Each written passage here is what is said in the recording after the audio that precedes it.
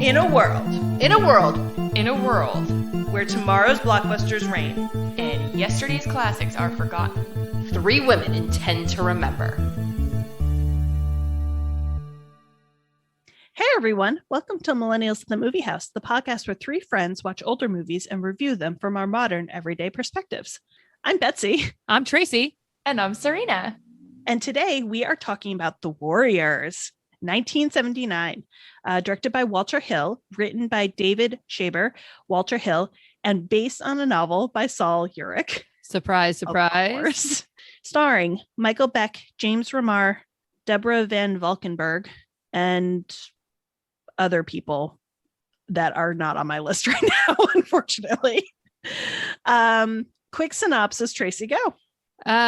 Okay, so the gangs of New York have been requested by the leader of like the biggest, baddest gang to come and gather to talk about things, basically to take over New York. And they were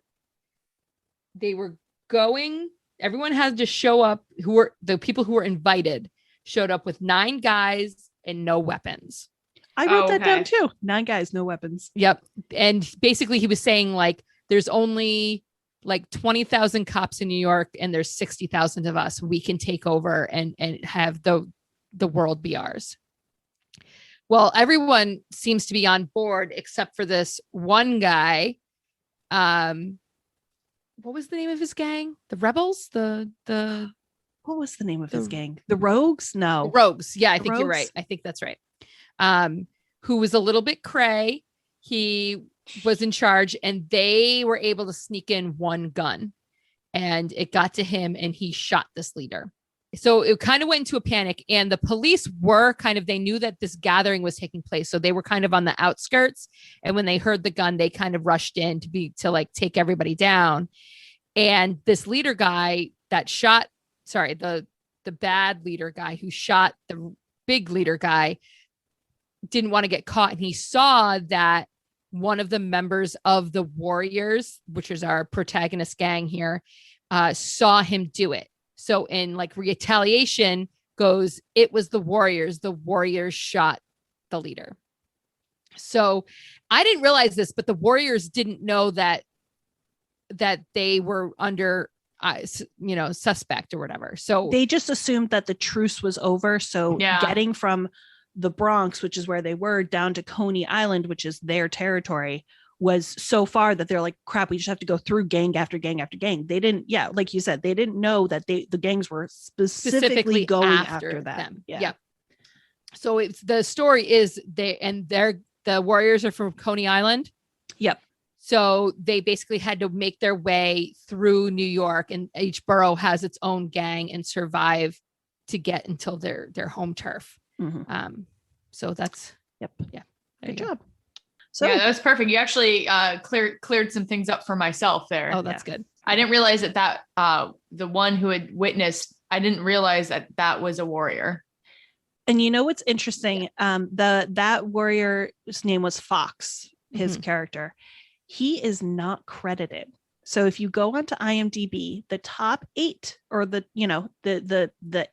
8 out of 9 of the Warriors are top billing right up there. Fox, you have to scroll all the way to the bottom and it says uncredited next to his name. Wow. Because he kind of had a big role. Yeah, because he survived a little bit because he wasn't the one, even though he was the one that witnessed it, they immediately killed the Warriors leader. Cleon. Yeah. Yeah. And killed him. So he was only in it very briefly. He, however, did have a very prominent look to him. Yes. Yeah. Yep. But Fox, even he protected Mercy at one point, and he had a bad death. He fell in front of a train. That was the worst death through that whole thing. Yeah, I was traumatized. Yeah. Anyway, how did everyone like it? I liked it. I liked it. At first, I was like, what's happening? Yeah. And I still I'm asking myself what happened. Definitely not one of my favorites. That's fair. I remember enjoying it the first time. This is my second time watching it. First time I watched it, I want to say I was high school, maybe college.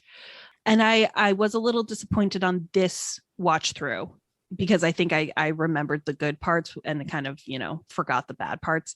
It wasn't the best movie. It was still enjoyable. I mean, and I really liked the concept of it, but yeah, it was okay. I honestly didn't know what this movie was about. All I knew was that one quote, the Warriors come out to play. Yeah, that's all I knew. And then in the back of my head, I confused it with, I think it's called The Lost Boys. Oh, yeah. Another movie that I also haven't seen. Different movie. Definitely thought they were the same movies. All right. Dude, does anybody else have any comments at the top here? Or do we want to jump into the questions? I was going to say, is this the top of the marquee? No, we'll jump in. Okay, so top of the marquee. What was everyone's favorite part? Go ahead, Serena. Wow, your hand went right up. The music. The music. Oh, the music was epic. I was like, like one of the chase scenes. I was like, yeah, I just rewatched it on YouTube after a clip of it. I was like, this is yes. Good. That is a great answer. The music made me significantly more engaged because at first I was like, what the heck is going on? And I was like, oh, but this music. That's exactly what I was just going to say. Yes, I agree. The pacing is not great in this movie, but the music helped. Mm-hmm. Yeah. It did. It was a little slow for me. Like there wasn't much action. Yeah. So it was a little slow, but you're right. And I think the storytelling aspect of it, I think they called it the omnipotent DJ. Yes. Which I really liked actually, because I could see them having like a pirate radio type thing where the gangs would listen to this music, and that was the Gramercy Riffs, which was the big gang of the guy who got shot. And there was this girl DJ, and she would tell them what's going on, like, okay, we're all against the Warriors now, go out and get them. And she kind of kept a running commentary on things, and they would cut away to that, which I actually liked that. But it was also like, it was like discreet enough that if they were to be listened into by another police or whatever, that it wasn't like so point and blank. There was like almost like a little bit of code. Yeah, speaking in code. Yeah. So it was cool. I liked that. I think that kind of like the way she dedicated songs, and this is, hidden messages. Yeah. That element of it, the DJ, I agree. I really loved that element, and it reminded me a lot of Malice in Wonderland. Tracy, do you remember that movie? Yes. And the more I thought about it, Malice in Wonderland, I feel like took ideas from this movie almost, because the whole point of it is it's this kind of fantastical underworld of a real city. Yeah. And the DJ was kind of the glue in a lot of ways to kind of give you that thread of a plot. It was, I approved. Yeah. All right, Tracy, what was your favorite part? I liked the simple premise. It wasn't overly complicated. Even the Warriors didn't quite know that they needed to get that they were a target, but the whole point was to get from point A to point B. Yep. That was it. And then the obstacles, literally, emotionally, all of the above, they had to get past to get home. Yep. And that was it. Which I don't know if that's, I mean, I guess somebody could argue against that, because my argument is that it was a little slow, and maybe they could have had a little bit more action, and maybe it was the time or something. They could have just had more obstacles. They could have had more obstacles. Yeah. I put the same thing. I put the idea, the concept of here's a group of guys who have each other's backs, and they just have to get through the city. That's it. I love that idea. I always like movies where it's not characters pitted against each other. It's your characters are relying on each other, and they have to solve a problem. They have to get through something. I really love those concepts. Yeah, call Ghostbusters. Where'd that come from? I don't know. I was just thinking about it. I was just thinking about people working together to. Got you. So That said, the concept is actually the thing I hate the most in this movie as well. And it's only because one of my biggest movie pet peeves is miscommunication. Yep. It annoys the bejesus out of me. And this entire premise is based off of miscommunication. However, the thing that saved it was the fact that the Warriors didn't know that there was a miscommunication for most of the movie. Yeah. And they still saw the problem. It was weirdly, it didn't affect the problem that much. they were still going to have obstacles getting home, but there was that level of miscommunication that I'm like, whatever. Like, you mean because they thought the truce was off? They thought the truce was off, but the gangs thought that the warriors killed Cyrus. Right. And they didn't. That part I knew, but I didn't realize until probably 70% of the way through the movie that they were not aware. But I didn't realize that until like reviewing my notes and stuff, because I thought, was it Fox? Mm-hmm. I thought he saw Luther saw Luther kill Cyrus, but nobody saw, only I thought Luther only was Cleon, pointing to them. He was pointing at Cleon. And that's why Cleon got beat up. Cleon knew, and that's why he died. Okay. Yeah. All right. So nobody else realized. Nobody even really knew what happened to Cleon. They just had to leave. So but good answers all around. Yeah, I think that there were definitely merits in this movie. Definitely. It's just, there's also downsides. All right, guys. Wheel of questions. Wheel of questions. All right, we're doing the recast. If it was cast today, who would play it? We kind of have actually there's a million characters in here. Yeah. So Swan, Mercy, Ajax, and Luther. Yep. Just a quick reminder. Swan is the main character with the gorgeous blonde hair and the stoic face. He smiled like once. He has a great smile, but he didn't smile at all. Yeah. Mercy, who was the random girl. chick, is like, I want to go with you. Okay, sure. Ajax, who is the second in command, I guess, next to Swan, but he wants to be in charge. Thing. Mm-hmm. I wrote co-pilot for him. And then Luther, who's the guy who shot Cyrus. Side note, did we ever figure out who Luther was calling? He kept making phone calls. Oh yeah. And we never even got his motivation. Was he calling the DJ girl? I don't think so. Because I think that the head was on the phone more than one occasion. Yeah. I don't know. Interesting. Anyway, I was just thinking about that. Okay. Who wants to go first? I'll go first then. Okay. Okay. So I actually put a couple for each of them. I don't know why. Or for some of them. Look at you pulling at me. I know, right? It's because nobody jumped out at me. Same. Because I feel like a lot of these characters would have to change in order to be relevant in modern day. I think the concept could work modern day, but I think the characters would have to change.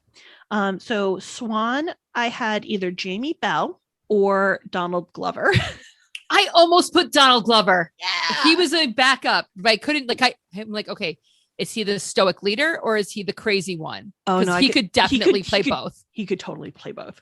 Next on my list, I have Mercy. So I had Christian Serratos. She plays Rosita in Walking Dead. I don't know if you guys know who that is. Yes. Okay. I think that she's due for another role, and I think that she would be able to play that well. Again, Mercy would have to change. Yep. I was going to say they would build her up a little bit more. She'd get more agency. She'd have more reason for being the way she is. Ajax and Luther are the two actors I chose are interchangeable. Same. Okay. So the two I have for either Ajax or Luther are Evan Peters and Dane DeHaan for either Ajax or Luther. Yep. I think they both could nail both of those roles. Yep. So as a bonus, because this person is just the obvious answer for the DJ would be Billy Porter. Oh my God. Yes. Yeah. Right. Just obviously. No question. Yes. All right. That was my list. All okay, right. I'll do Tracy. me. Okay. Yes. You're going to have to help me with the pronunciation, but I know you know who this is. Swan, I have is Daniel Kaluuya from Get Out. Yeah. Okay. I think he just has that, because the whole time Swan was just stoic. Yeah. Stoic. He could do complete just stone face. Stoic. I have to get this group home. There's a difference between stoic and mean and stoic and heroic almost. Right. And I feel like he has that, I have the world on my shoulders. I'm going to get this job done. Yes. I can totally see that. Good one. Yes. So for Mercy, I have Janelle Parrish, who she is. Did you ever watch Pretty Little Liars? She's Mona. Mm-hmm. I think I remember. That. I think I do know who you're referring to.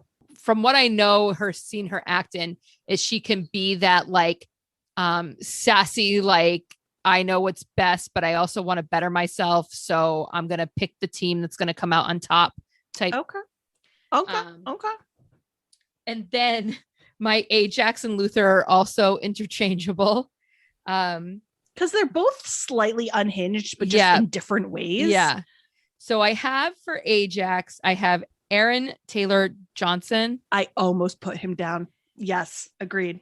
And then Luther, I have Timothy Chalamet. Oh, interesting. And then I also, so I didn't know if we were going to do Rembrandt or not. Mhm. He was I couldn't quite get a handle on his character because I feel like at the beginning, I feel like he was the newest member or something because they were kind of protective of him. And he was the one that was kind of on guard with the girls. Yeah. But he was kind of soft and agreed. They definitely set him up to be the innocent in the group. Yeah. And I actually expected him to die because Me of that. too. And kind of they would have to get revenge or do something. Yeah. Like I really was expecting that. But they really didn't, like he didn't really fulfill that role. They barely even No. had to protect him at any point. Yeah. Like he was throwing punches at some point. Yeah. So I don't know. I want Anthony Ramos, who was the star of In the Heights. God, yes. He just kind of has these soft features about him that I thought he could play that like that artist. Okay, Serena, your recast. So for Swan, I was torn. I ended up going with Brad Pitt. I forgot how much Serena cracks me up with her recast. Okay, but hear me out. Hear me out. Wait. Brad Pitt in Snatch is the Brad Pitt you want in this. Because I got you. Maybe Fight Club, Brad Pitt. I forgot that time Fight travel Club. was involved with Serena. Time travel is involved with okay. this with Serena. Yeah, there's time Accept travel it. happening. All right, Ajax, I went, of course, Johnny Depp. Every time there's got to be a Johnny Depp. For Mercy, as soon as she stepped on the scene, this was before I even Catherine was Zeta-Jones. I actually was thinking her too, but later. But Selma Hayek. Yep.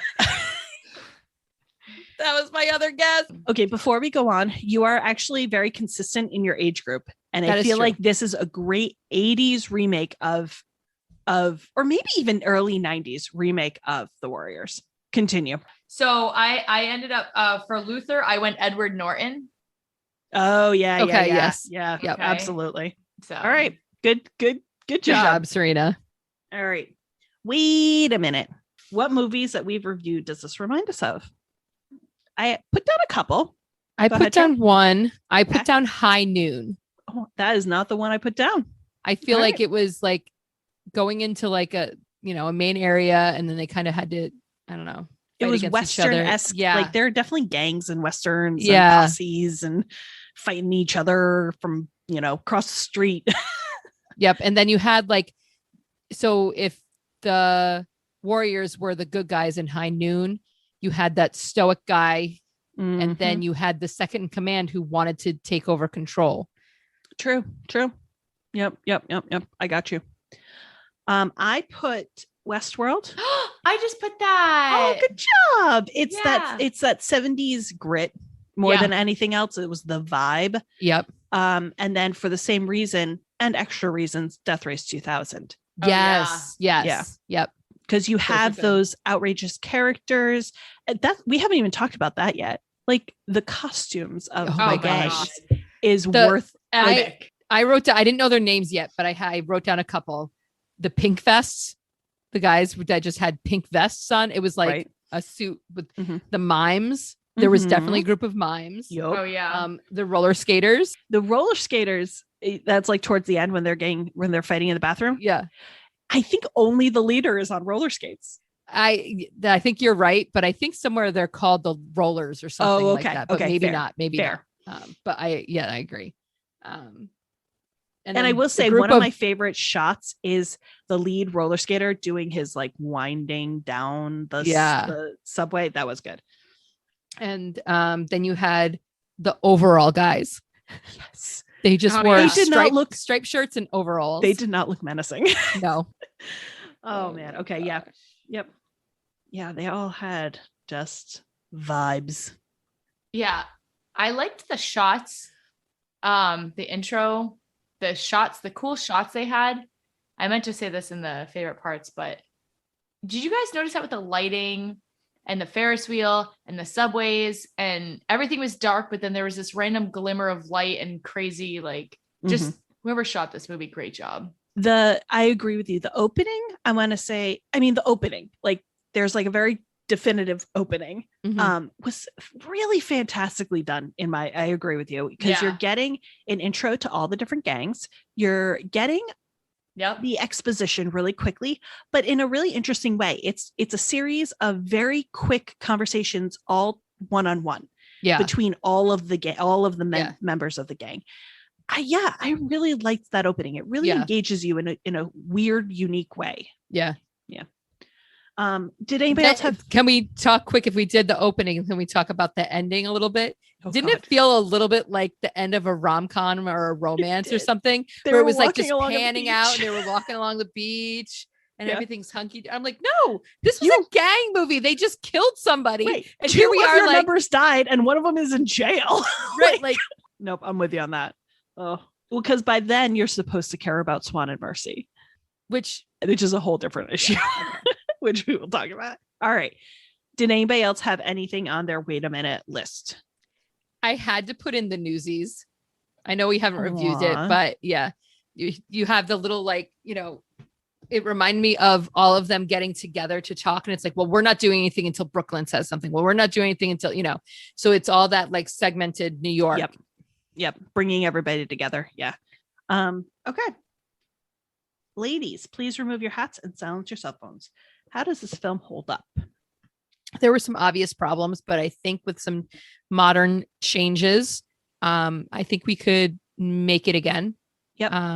I think it has, I don't know, I think there's a story there that people are interested in. Yeah, I think it goes back to the idea like this is a unique and simple concept that is engaging. And some of the words have to go. Mercy's character would have to be fixed. The way the warriors interact with Mercy definitely needs to be fixed. So the way they interact with women, period. Yeah. And they might have to change the name and dress of the warriors. Yes. Yeah. There was definitely a little bit of appropriation there, but yeah, definitely. But going back to the way the heroes, I made a very specific note about how the heroes treated Mercy. Aside from the fact that like Mercy's character would change in the sense that her motivation would be a little more clear, she would have more agency, but nowadays if our heroes are criminals, they still have a moral compass. Yep. And the warriors, I don't think really had that. No, because Swan was like throwing her around, and it was. Well, I mean, even like that, the cop woman, right? Yeah. And let's go back to Mercy for a second. I think, wasn't she kind of with Fox a little bit? Like they were running together and holding hands. And they were, because I think when they had to jump off the train, they were just sitting next to each other. Oh, okay. I think it was just like a proximity thing. And Fox wasn't a nice enough guy that he registered, oh, the girl is right next to me, I have to grab him. Got it. Okay. Yeah. Because the relationship between her and Swan, because they had that moment in the alleyway or whatever, but he was more like, have respect for yourself. No, I can't do this. It was Swan's character. I know, was weird. He was unsure. So I agree with you that in general, I actually think this movie does hold up pretty well. There are definitely elements that need to be fixed. Yeah. So I think we actually answered boom, we fixed it a little bit. Though I will say, I would watch the crap out of a movie from the Lizzie's perspective. Yes. I would love to know a little bit, like, even though one of the things I liked about this movie was that it was simple, I would love to know a little bit about like the gang politics. I think the book delves into that more. That's from what I understand. I think this would be a book. I would try this book. Yeah. I think it would be interesting, and I think it's going to be different than the movie. Yeah. All right. Notes roundup. I have a confession to make. Oh, God. So you know how I thought this movie was actually The Lost Boys? Yeah. I also thought, because the only scene I had ever seen was of Luther and the bottles. Okay. I was 100% convinced, like 100, like I had to double check IMDb because I thought you were wrong that Luther was Sean Penn. He looks like him. I wrote it down. I made a note. I'm like, wow, Luther looks like Sean Penn. I Man. was like, I thought this was like his like one of his beginner movies. I 100%. Yeah. 100%. yeah, he could easily be like a sibling of Sean Penn. Yeah. Right? Yeah. Nope. Anyway, nope, I no was relation. very wrong. I have one more note that just says split the party. You never split the party. Yeah. Never. I don't think Yeah. they meant to, did they? They did a little bit with Ajax, but But it was and at weird least because they had the forethought to be like, okay, if we get split up, this is where we're meeting. yes, Yeah, they did. True. That They were was smart. organized. They like, were. They had a Organized plan, crime. I gotta say. But yeah, you're right. And it was weird because they split the party. Ajax went back.